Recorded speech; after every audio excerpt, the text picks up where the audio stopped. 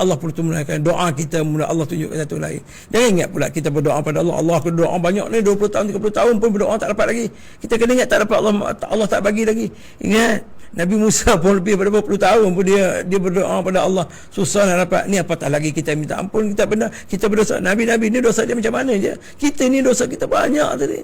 Banyak dosa kita, dosa mata, dosa telinga, dosa mulut, dosa perbuatan, banyak dosa. Tetapi kita akhir zaman ini, kita tak melihat dosa itu sebagaimana. Tak apa, cakap dulu. Soalan lain, habis dulu.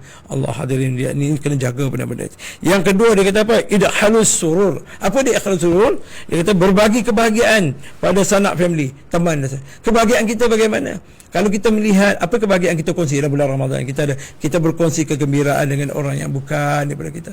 Ya, sebab tu dikatakan pada kita bagaimana hubungan kita masyarakat. Kadang-kadang kita keluar sana balik rumah-rumah, kita duk bagi sumbangan pada orang lain semua, padahal sebelah rumah kita orang yang susah dan sebagainya kita